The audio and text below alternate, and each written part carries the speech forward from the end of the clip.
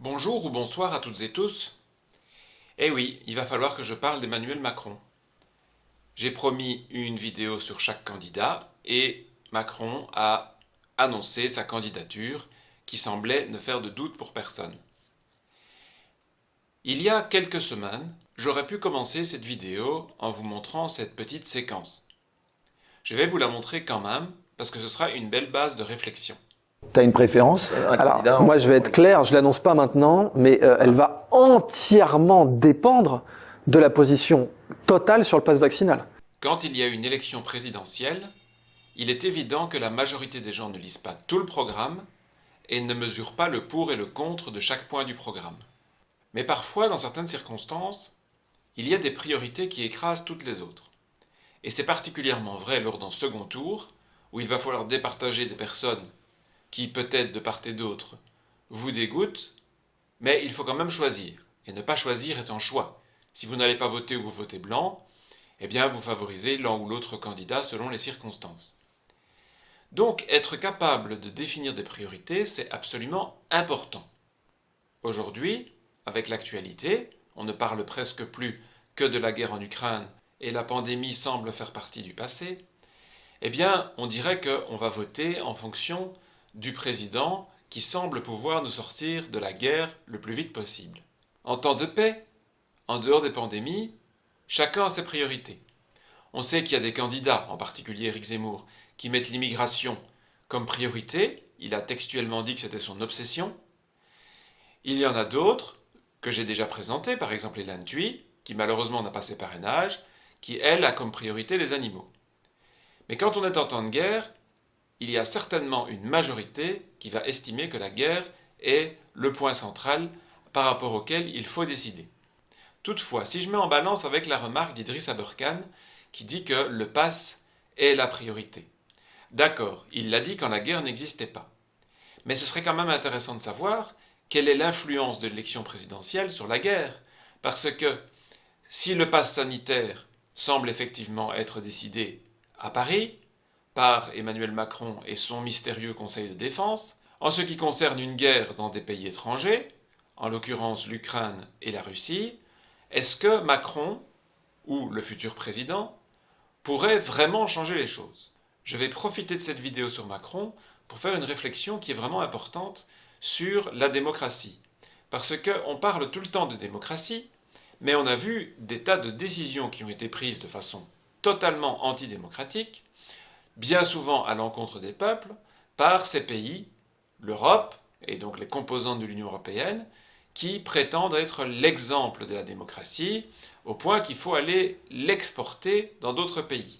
Et c'est l'argument pour défendre l'Ukraine par rapport à la Russie.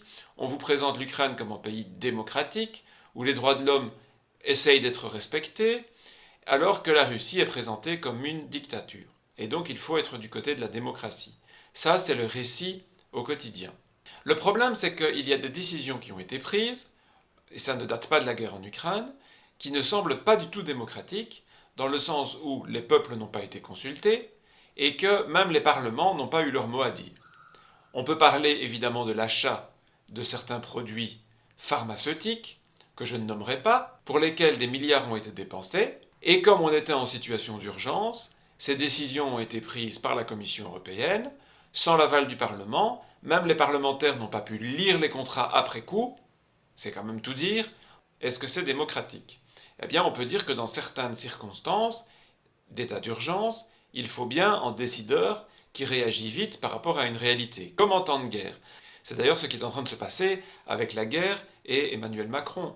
La guerre nous donne l'impression qu'on est en situation d'urgence, alors que la France ne fait pas partie de cette guerre, en tout cas pour l'instant, et des décisions sont prises sans aucun aval du peuple, notamment l'envoi d'armes en Ukraine, mais aussi la censure de chaînes de télévision, en particulier de RT France, qui est une chaîne financée par le Kremlin, et donc qui est considérée en quelque sorte comme une chaîne ennemie. Le problème, c'est qu'on n'est pas en guerre contre la Russie. Les traités d'ennemis, c'est comme désigner la Russie en ennemi, ce qui est quand même un peu dangereux, alors que tout le monde nous fait craindre une guerre qui pourrait s'étendre. Est-ce qu'il faut rajouter de l'huile sur le feu? D'ailleurs, envoyer des armes à l'Ukraine, c'est également rajouter de l'huile sur le feu, et tout ça sans l'avis des Européens. On pourrait commencer par demander l'avis des Européens. Est-ce que vous êtes pour l'Ukraine, pour la Russie, ou vous voulez rester neutre?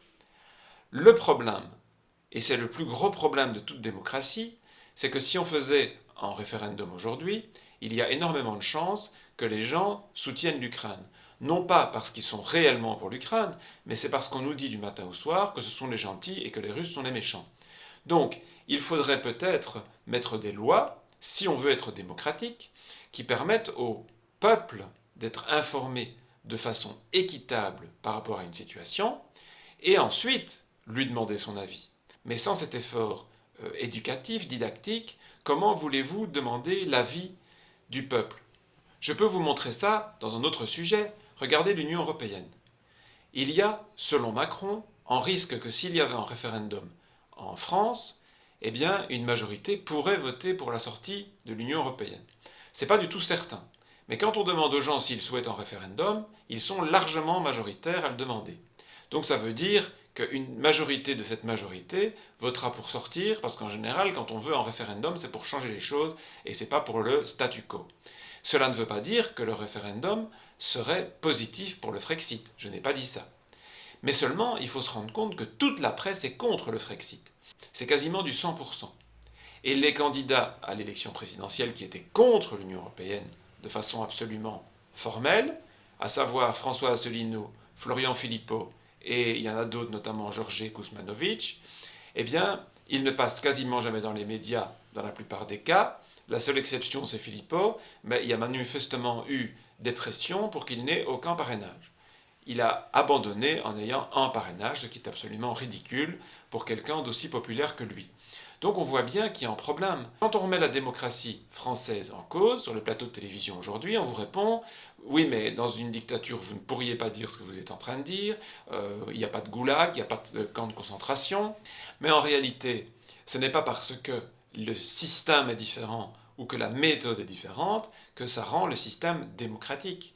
Si les gens n'ont pas accès à l'information pour choisir en toute objectivité, je ne vois pas où est la démocratie. Je pourrais vous raconter au Cameroun des villages où les candidats vont distribuer du riz, du sucre, et ils expliquent que s'ils votent pour tel parti, ils auront de nouveau du riz et du sucre. Et quand je raconte ça en Europe, ça fait beaucoup rire les gens qui disent « Haha, ils appellent ça de la démocratie ». Mais c'est un petit peu plus subtil, mais à peine chez nous. Par exemple, pour l'histoire de la guerre en Ukraine, je disais dans une vidéo très récente, qui est la première vidéo de ma carrière qui a fait 4000 vues en une semaine, eh bien, qu'il fallait s'informer des deux côtés, qu'on ne pouvait pas se contenter d'un seul côté, sinon on ne pouvait pas avoir un avis objectif. Ça paraît évident ce que je dis, et je donnais des exemples. En particulier, je suggérais que les gens regardent la chaîne RT France, parce que ça permettait d'avoir une idée de la vision qu'on avait du conflit depuis la Russie. Eh bien, qu'est-ce qu'ont fait les dirigeants de l'Union européenne? Ils ont interdit la chaîne. Ça nous amène à poser plusieurs questions très importantes. Il y a le côté démocratique. Est-ce que vous pensez que l'élection peut changer quelque chose? Parce que quand on a des pays où on voit que le chef d'État est élu pour la vie et que le peuple n'a finalement rien à dire, on dit sans hésiter que c'est une dictature. Mais si on est dans un pays où on peut changer de président, mais que la politique ne change pas, et je sais que beaucoup de Français ont cette impression depuis 1983 que la France a une politique libérale pro-européenne, et que quoi qu'on vote, c'est toujours la même politique. On peut raisonnablement se demander, est-ce que les Français ont eu le choix, ou est-ce qu'on leur a imposé ce choix? Et si on leur a imposé, ce n'est donc plus de la démocratie. Et bien l'imposer ne veut pas dire qu'on l'impose avec des chars. On peut l'imposer de différentes manières. Il y a une manière qui est très appliquée dans les pays occidentaux, c'est d'avoir des candidats qui pensent la même chose. J'ai expliqué ça dans une vidéo sur Valérie Pécresse, en disant « il y a beaucoup de gens qui veulent changer de la politique de Macron, et ils pourraient voter Pécresse pour changer, et en fait ils auront la même politique. Donc ils auront peut-être le plaisir d'avoir une femme à la place d'un homme, mais honnêtement, ça ne change rien du tout au problème de fond. Donc ça c'est une véritable question. S'il y a des candidats qui sont des véritables opposants, mais qu'ils n'arrivent jamais à être vraiment candidats parce qu'ils manquent de parrainage, ou qu'ils n'ont aucune chance d'être élus parce qu'ils ne passent jamais dans les médias, eh bien, ce n'est plus de la démocratie non plus. C'est une parodie de démocratie. Donc, il y a cette question à se poser. sur laquelle je ne vais pas beaucoup insister, mais je voudrais simplement que vous réfléchissiez de la manière suivante. Il est faux de penser qu'il existe une partie des pays du monde qui sont démocratiques et une partie des pays du monde qui sont des dictatures. C'est une très mauvaise vision de la réalité. J'en parle dans une vidéo qui paraît être sur un tout autre sujet, sur les sous-espèces et les races. Mais si vous voulez, il faut voir ça de la façon suivante. Que vous le regardiez avec l'être humain, entre les noirs et les blancs par exemple, ou entre des oiseaux d'une région et d'une autre, comme je le dessine ici à l'écran, cet extrait de la vidéo en question, eh bien, il y a des catégories qu'on ne peut pas réellement définir parce qu'elles sont progressives. Eh bien, c'est tout à fait le cas de la démocratie et de la dictature. La démocratie parfaite n'existe pas. Imaginons que nous déterminions que la Suisse est la meilleure démocratie dans le monde. J'ai pris ça par facilité parce que c'est un pays voisin de la France que l'on cite souvent en exemple. Je ne sais pas, il en existe peut-être des meilleurs dans le monde. Mais disons que la Suisse est en tête. Et puis il existe des dictatures avérées, comme par exemple la Corée du Nord, qu'on cite souvent comme la pire dictature actuellement. Bon, admettons que ce soit les deux extrêmes. En réalité, entre les deux, vous pourriez dessiner une droite sur un tableau et placer les différents pays du monde, qui sont à différents niveaux, quelque part entre les meilleures démocraties et les pires dictatures. C'est ça la réalité.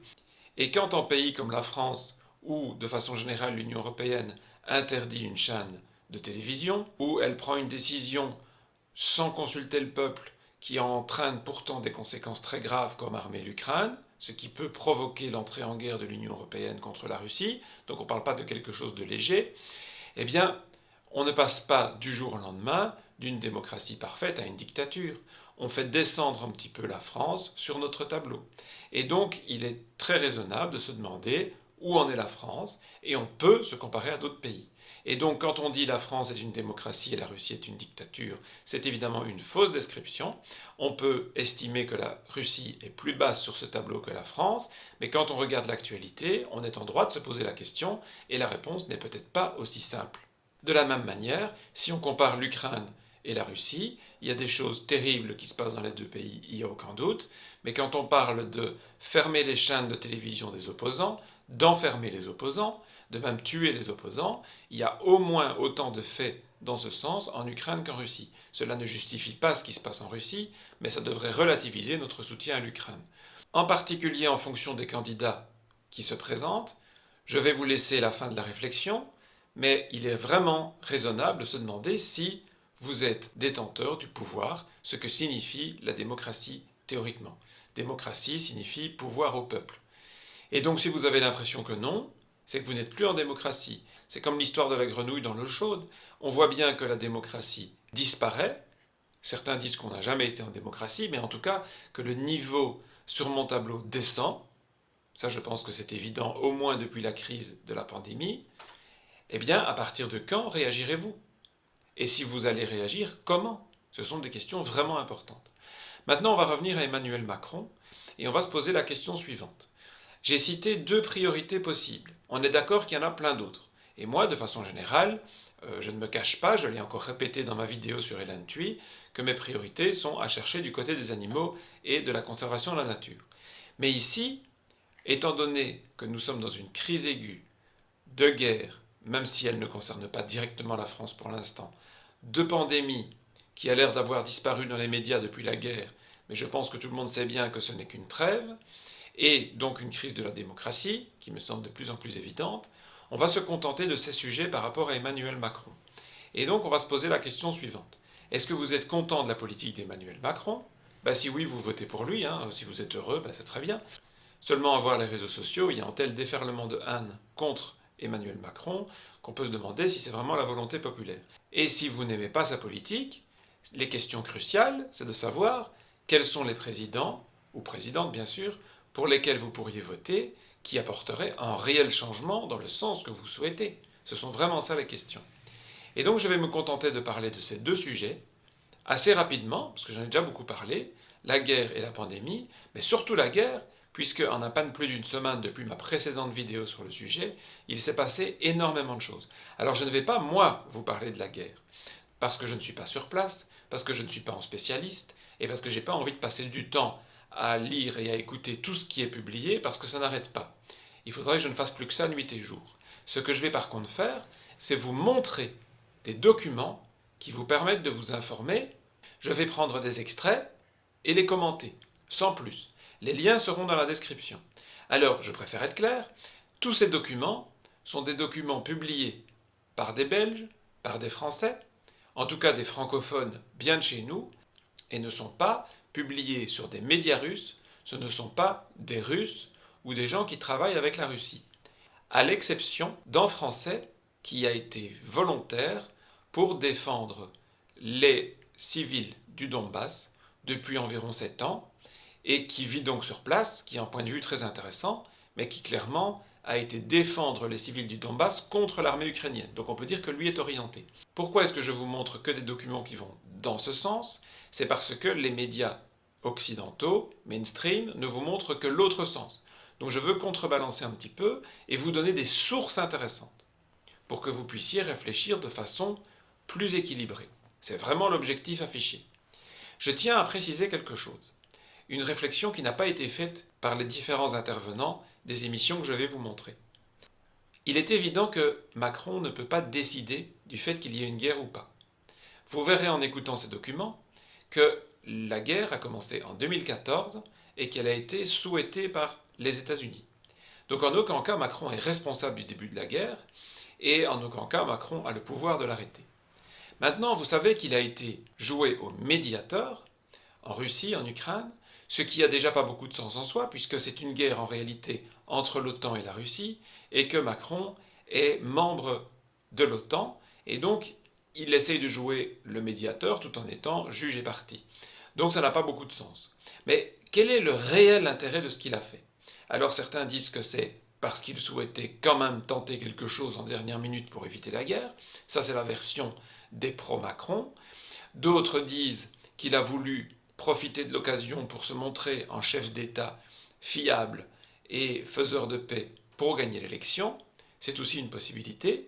Mais il y a encore une troisième possibilité qui est la plus dérangeante de toutes, c'est de se rendre compte, vous allez voir avec les documents que je vais vous montrer, que la guerre était inéluctable parce que les États-Unis avaient décidé qu'elle ait lieu. Et donc, il y a même un intervenant qui dit on n'a pas laissé le choix à Poutine, et il argumente de façon tout à fait intéressante. Dans ce cas, si de toute façon on savait que la guerre allait avoir lieu, moi je le savais, donc Biden le savait et Macron le savait, pourquoi aller jouer au médiateur? Il peut en fait avoir souhaité le contraire et avoir accéléré la guerre, comme ça elle a lieu juste avant son élection et il n'a pas besoin de faire campagne. Est-ce que vous pensez que Macron est assez cynique pour réagir ainsi? Eh bien, vous le connaissez peut-être mieux que moi, si vous vivez dans son pays. Je vous laisse répondre à cette question. Mais je voudrais vous faire remarquer quelque chose par rapport à cette idée un peu complotiste. Vous vous souvenez sans doute que Biden, qui souhaite la guerre, qui souhaite que l'Union européenne lui soit soumise, a fait un solide pied de nez à la France avec une histoire de sous-marin en Australie. Donc, Macron s'est fait flouer, s'est fait voler en contrat énorme de sous-marins avec l'Australie, et Biden est clairement responsable de ce changement d'attitude de la part des Australiens. On sait que Macron s'est entretenu avec Biden, et puis il s'est couché tout de suite. Mais il est possible, c'est souvent comme ça en diplomatie, qu'il y ait eu des négociations qui n'ont pas été rendues publiques, qu'il y ait eu des compensations prévues par Biden, mais simplement c'était des compensations inavouables pour le public, et donc nous ne le savons pas. Donc on ne peut que spéculer. Il est possible que Biden ait dit à Macron « Obama a essayé d'avoir cette guerre, il n'a pas réussi, moi je vais y arriver, on y est presque, si tu veux, on va te laisser aller jouer au faiseur de paix, et on s'arrangera pour que la guerre débute au moment approprié par rapport à ton élection, puisque de notre côté, que ce soit un mois avant, un mois après, du moment qu'on peut faire cette guerre et éloigner l'Allemagne de la Russie, c'est quand même un des buts principaux, notamment en coupant l'approvisionnement de gaz, puisque les États-Unis ne veulent pas que l'Europe soit proche et dépendante de la Russie, eh bien, on va organiser ça en ta faveur pour que tu puisses être réélu. C'est une possibilité, je ne dis pas que c'est vrai. Rappelez-vous que le conditionnel est important, mais que dans une vidéo, je m'adressais aux manifestants des convois de la liberté et des camionneurs au Canada, je disais qu'une possibilité, et j'ai parlé au conditionnel, c'était qu'après la fin du pass obtenu entre autres par les manifestants, il y aurait un autre événement qui permettrait au gouvernement, je dis bien au pluriel, de continuer leur politique liberticide, par exemple une guerre en Ukraine. Si je le dis, vous pouvez aller voir dans ma vidéo. Bon.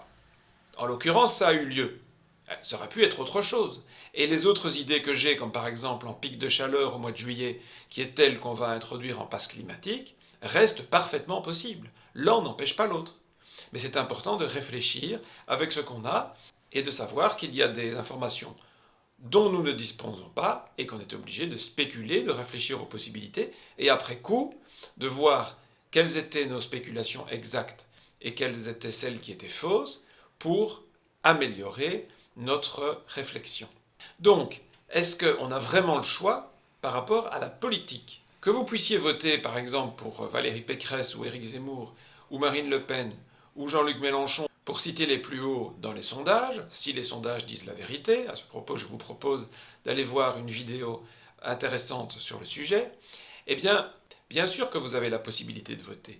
Bien sûr qu'on ne va pas vous mettre des pressions pour que vous votiez pour l'un ou pour l'autre. Donc on a l'impression que c'est une démocratie. Mais si tous ces candidats ont exactement la même politique par rapport au sujet qui vous concerne, par exemple la guerre et le pass, ce n'est pas de la démocratie. Et donc, regardez qui a pris les décisions. Qui a pris la décision d'envoyer des armes en Ukraine?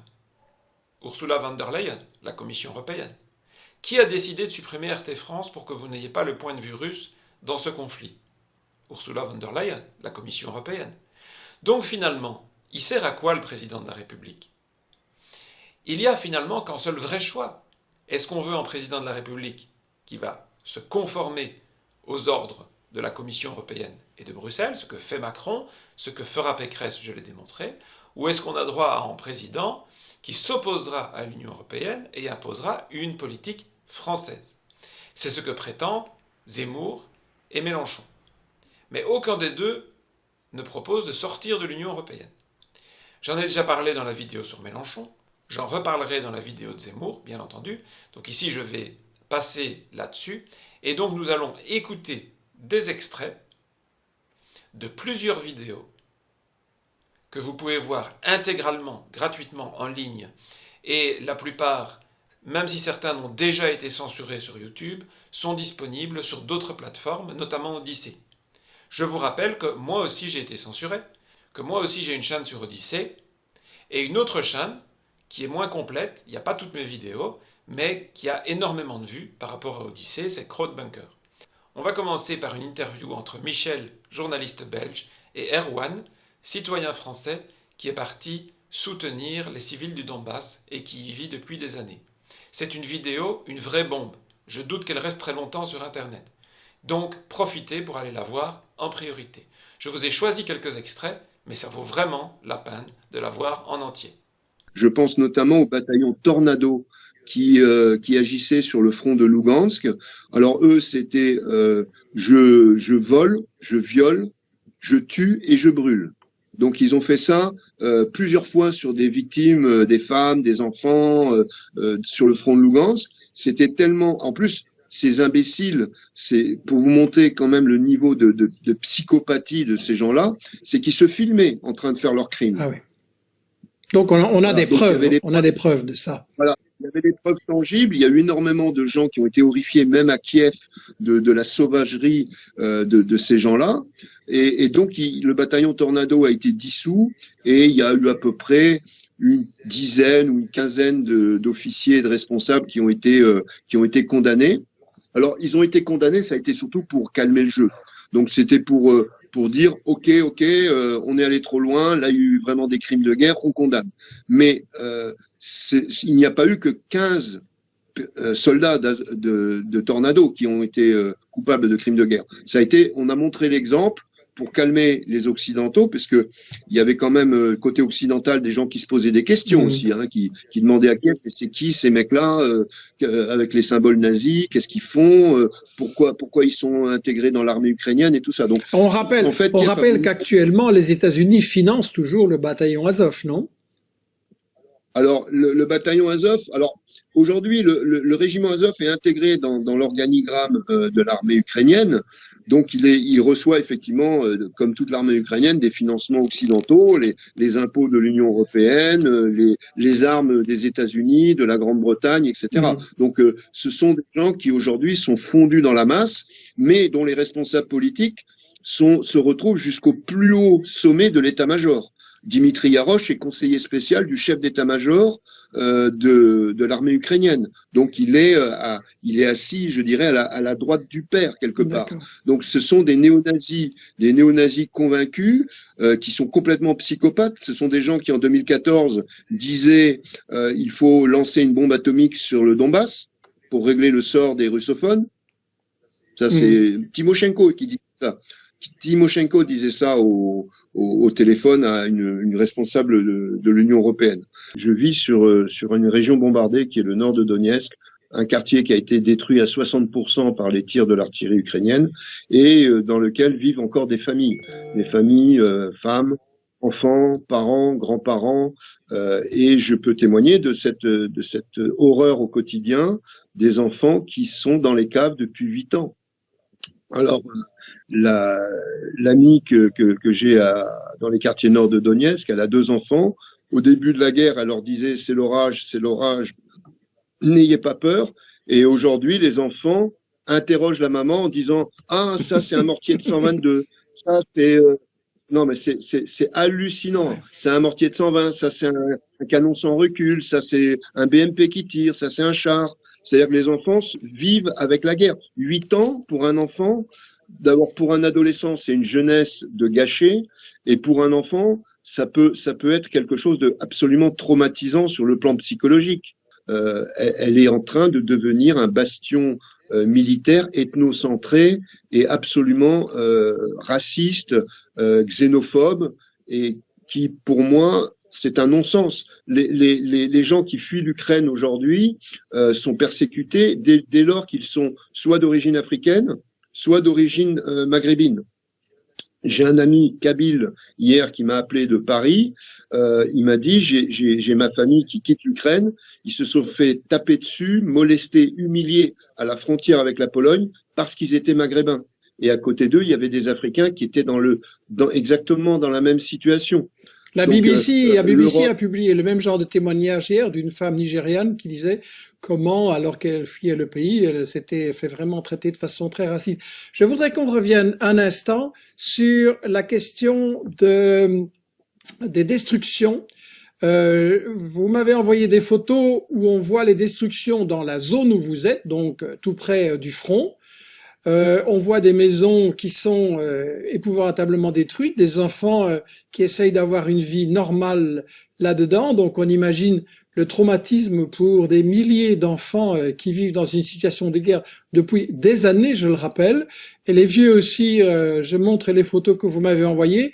Et maintenant, si vous le voulez bien, on va passer une très courte vidéo décrivant la situation justement des enfants. Qu'est-ce que c'est d'être un enfant et de vivre maintenant dans la République du Donbass? C'est extrait d'un film d'une Française qui a fait ce film déjà, qui a réalisé un très bon film en 2015 pour montrer ces situations. Ça passe pas du tout dans les médias français, à une exception près il y a 2 jours. Donc voici un très court extrait de cette vidéo de la situation quotidienne.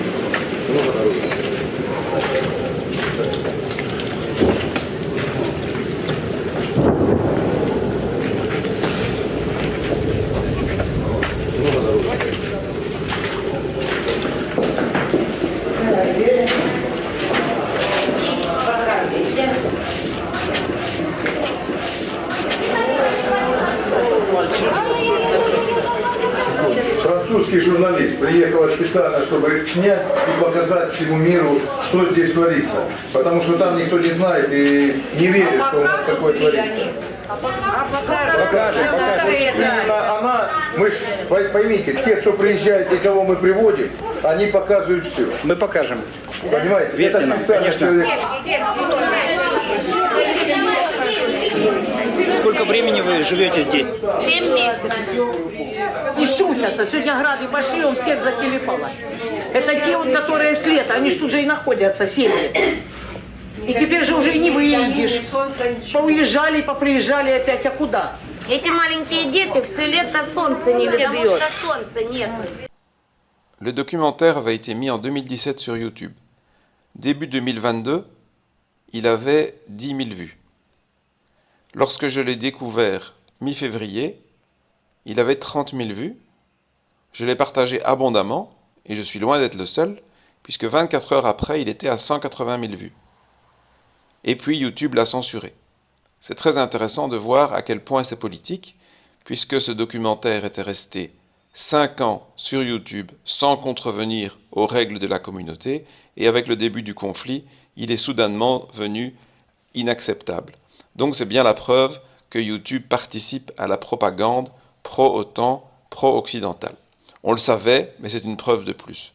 Heureusement, il a été mis sur Odyssée, et Odyssée a publiquement prévenu qu'elle refusait la censure, y compris des médias concernés par les nouvelles lois comme RT France. Donc je vous invite à aller voir ce documentaire sur Odyssée, et on va maintenant conclure avec Michel et Erwan. L'Occident veut juste mener une guerre économique à outrance. Quand je dis l'Occident, c'est Washington surtout. Les Occidentaux européens, eux, ils vont faire partie des dommages collatéraux. Mais donc, ils veulent une guerre économique. Et pour cette guerre économique, ils ont forcé la Russie à réagir. La situation semble épouvantable entre Ukrainiens. Est-ce qu'il y a une solution? L'Ukraine, c'est quand même un pays avec une histoire et une géographie assez particulières. Est-ce que vous voyez une solution pour ramener la paix dans cette région? Alors, la solution, je dirais, ça serait la dissolution de l'OTAN. Pour avoir la paix, selon Erwan, il faut dissoudre l'OTAN. Ce n'est pas une nouvelle information. Il y a des politiciens français, je pourrais citer Florian Philippot, qui demandent que la France sorte de l'OTAN, et en espérant qu'à terme, cette organisation disparaisse effectivement, depuis longtemps. Un des spécialistes de la question, c'est François Asselineau, qui a été interviewé récemment sur une chaîne YouTube sympathique qui s'appelle Draw My Economy. Je vous propose d'écouter quelques extraits, et encore une fois, je mets le lien dans la description, et je vous invite à aller voir l'interview dans son ensemble. Ça vaut vraiment la peine, c'est très intéressant. À partir de 2004, on a la révolution orange, on voit arriver à Kiev des responsables politiques qui regardent vers l'ouest, puisque la majorité de la population, je l'ai dit tout à l'heure, est ukrainophone et regarde vers l'ouest, et on commence à voir apparaître des responsables politiques qui ont moins de scrupules que leurs prédécesseurs et qui flirtent un peu, on peut dire, avec l'Union européenne et avec l'OTAN, d'autant plus que l'OTAN d'un côté avec les États-Unis, l'Union européenne de l'autre, mais je vous ai dit tout à l'heure que c'était en fait les deux faces de la même médaille, eh bien, ont des rencontres avec les autorités ukrainiennes et laissent entendre qu'il pourrait y avoir un rapprochement avec l'OTAN et avec l'Union européenne. C'est la stratégie définie, je l'ai dit tout à l'heure, par Zbigniew Brzezinski, qui a conseillé depuis le président Carter un certain nombre de présidents des États-Unis en disant qu'il faut absolument arracher l'Ukraine à la Russie. Arrive l'année 2013, les années 2013-2014, et là, les États-Unis font un pas vraiment en avant très spectaculaire en organisant la révolution dite de l'Euromaïdan. On sait que c'est eux qui sont derrière, puisqu'on a vu, tout le monde a pu voir, la sous-secrétaire d'État américaine Victoria Nuland avoir une conversation par téléphone avec l'ambassadeur des États-Unis à Kiev. Elle était à Washington, son ambassadeur était à Kiev. Par satellite. Il se trouve que la conversation téléphonique avec l'ambassadeur Geoffrey Payat a été interceptée par les Russes qui l'ont balancée sur l'Internet mondial, donc toute la planète a été au courant de quoi? Eh bien, elle était au courant que c'était Victoria Nuland qui donnait ses instructions pour qu'il y ait un nouveau gouvernement à Kiev dans le cadre de cette révolution dite de l'Euromaïdan, gouvernement qui, en fait, apporterait sur un plateau l'Ukraine à l'Union européenne et à l'OTAN. Ce qui, évidemment, a été un chiffon rouge pour Vladimir Poutine, qui, entre-temps, depuis les années 2000, avait pris, si j'ose dire, du poil de la bête, avait affermi son pouvoir, avait commencé à redresser la Russie, et qui ne l'entendait pas de cette oreille. Il s'est donc passé à cette époque deux événements très importants. Le premier, c'est que Poutine a compris que la Russie, que les États-Unis poursuivaient leur objectif d'essayer d'arracher l'Ukraine et d'arracher la Crimée et la base de Sébastopol.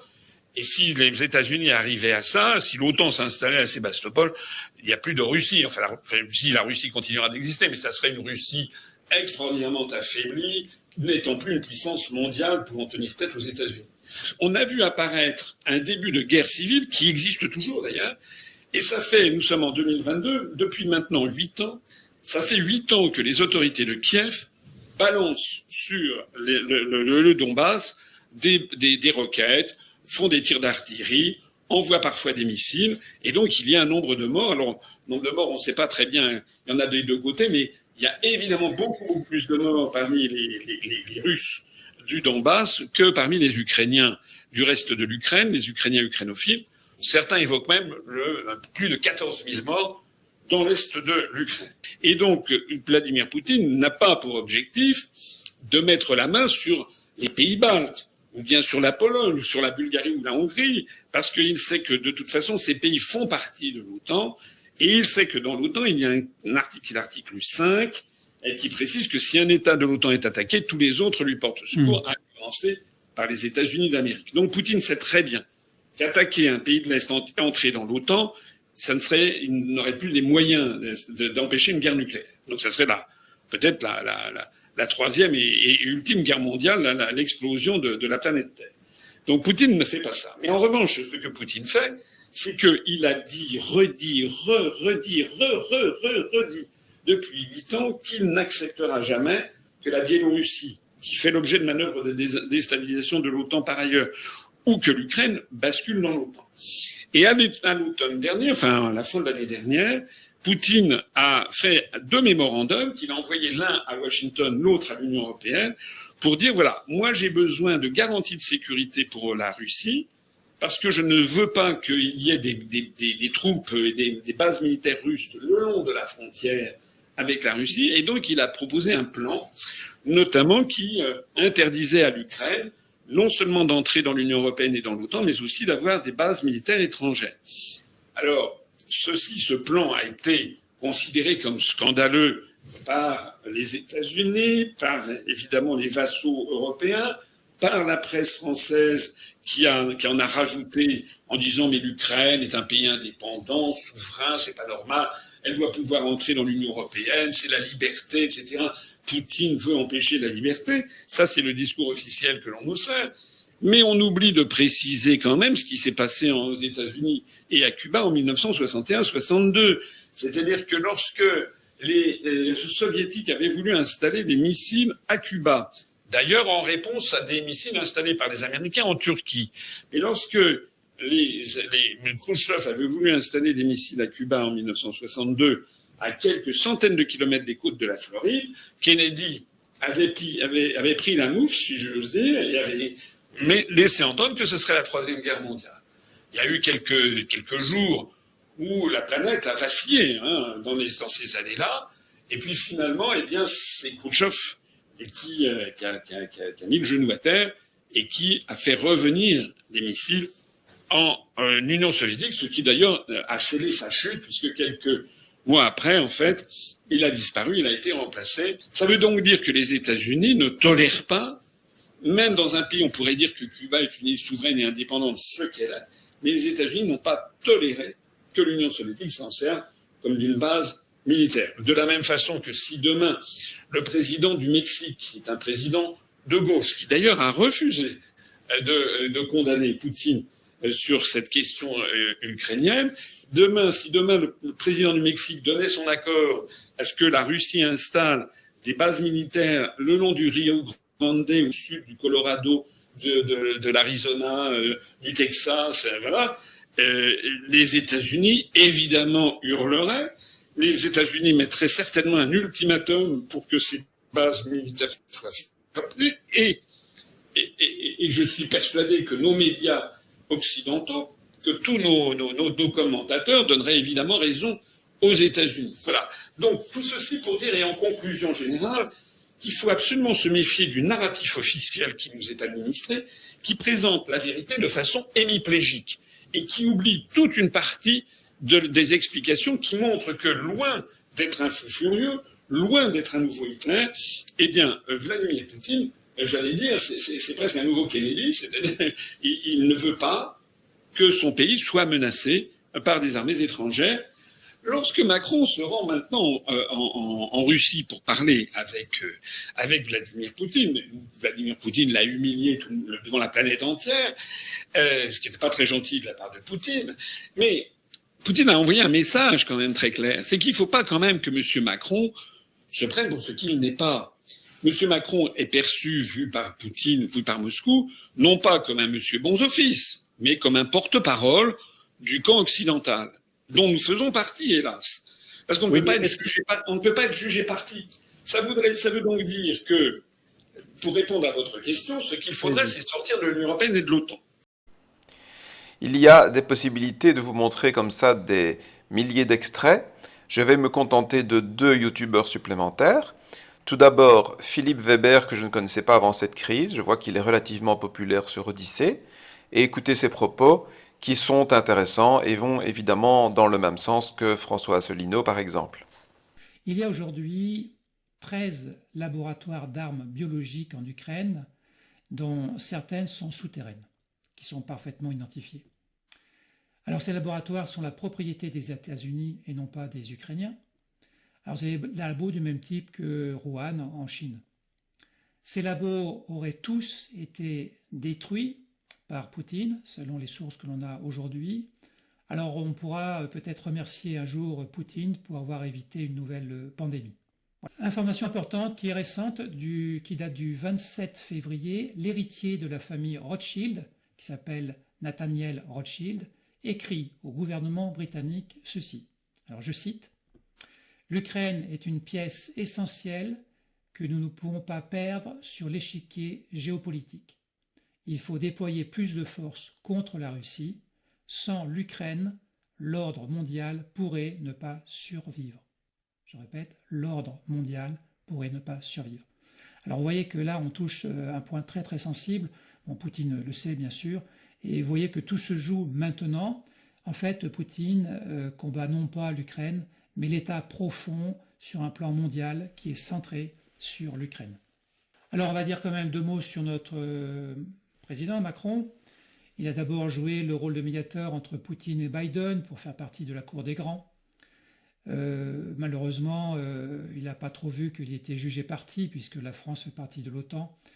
Poutine en a profité pour l'humilier de façon magistrale. Et pour terminer, je vous montre ce que j'estime être la meilleure source pour suivre ce conflit en Ukraine, surtout ce qui se passe en ce moment sur le terrain. Xavier Moreau est un ancien militaire français qui est installé à Moscou depuis longtemps, je crois une 20aine d'années, et qui a créé une chaîne d'information qui s'appelle Stratpol, d'analyse géopolitique. Et depuis que je le suis, depuis très longtemps, eh bien, je constate que ces analyses s'avèrent presque toujours parfaitement exactes. J'ai toutes les raisons de lui faire confiance, et en tout cas, je vous invite à l'écouter. À ne pas que l'écouter, parce que c'est toujours important d'avoir plusieurs points de vue, mais je pense que ces publications du genre hebdomadaire valent vraiment le détour à chaque fois. Il y a également le général Gomard, donc, qui commandait la direction du renseignement militaire, qui a évoqué tranquillement l'assassinat de Vladimir Poutine comme une solution pour mettre fin à la guerre. Donc c'est une double erreur. Première erreur parce que c'est imaginer que Poutine est tout seul à décider ça, qu'il n'y a pas derrière lui toute une partie des élites russes qui considèrent que désormais la Russie n'y a pas le choix, ce que considère d'ailleurs aujourd'hui la population russe. Donc, mais cela rejoint, et c'est pour ça que je parle de double erreur, ce qu'on a pu entendre de la part de Bruno Le Maire, de la part d'Emmanuel Macron, de la part de Jean-Yves Le Drian, qui rappelle à Vladimir Poutine que l'OTAN est une puissance nucléaire et qui se demande pourquoi après la Russie met en alerte ses forces nucléaires à elle. Donc on est en train d'atteindre le paroxysme de l'hystérie en Occident, mais on le verra, j'en parlerai dans la deuxième partie de cette vidéo, que les choses sont tout de même en train un peu de se calmer. Voilà. Mais dans un premier temps, je vais m'attarder à la situation militaire dans le Donbass. Voilà la carte que j'ai trouvée, donc c'est celle qui, à mon avis, correspond le plus et qui est la plus claire vis-à-vis de ce qui est en train de se passer sur le terrain. Quand on entend tous ces gens, on a vraiment cette impression que l'Ukraine est un pays corrompu, dangereux, où le pouvoir n'hésite pas à soutenir des groupes néo-nazis criminels, à se battre avec l'armée contre son peuple, et que l'arrivée d'une armée étrangère, frère, ici les Russes, permettrait de solutionner les problèmes. Évidemment, certains vont me dire que ça c'est le point de vue orienté de l'autre côté. Est-ce que la réalité ne se situe pas entre les deux? Ce qui est certain, c'est que la politique de Macron, où il met en avant sa carrière et l'Europe devant les intérêts de la France et les intérêts de la paix, où il soutient clairement le bénéfice des laboratoires pharmaceutiques devant la santé des gens, est certainement le pire candidat qu'on puisse imaginer. Il n'y a pas de doute que Valérie Pécresse fera exactement la même chose que lui, je l'ai démontré en long et en large, et donc il reste finalement une seule question, a-t-on une alternative? J'ai présenté l'alternative Mélenchon. Si on avait en deuxième tour Mélenchon, Macron, bien sûr il faudrait voter Mélenchon, pour faire barrage à Macron, ce qu'on aurait déjà dû faire en 2017 avec Marine Le Pen. Si on a en deuxième tour Macron-Le Pen, ben pareil, il faudra faire barrage à Macron. Est-ce qu'il y a vraiment d'autres candidats? Il y a évidemment Zemmour qui est très bien placé dans les sondages. Je vais faire une vidéo détaillée sur lui. C'est une de mes prochaines. Il y a des problèmes en relation avec l'immigration, qui est l'obsession de Zemmour, dont on va parler. La véritable prochaine question, c'est est-ce que vous allez voter pour un monde où la vie disparaît au profit des machines, où l'homme, par transhumanisme, deviendra en cyborg, puis carrément en robot? Ce n'est pas de la science-fiction, je vous propose d'ores et déjà d'aller voir ce documentaire que je viens de découvrir et qui explique extraordinairement bien le problème. Est-ce que vous votez pour ça, ou est-ce que vous votez pour tout à fait autre chose, à savoir un monde où l'humain vivrait en harmonie avec la nature, sans la modifier, sans la détruire?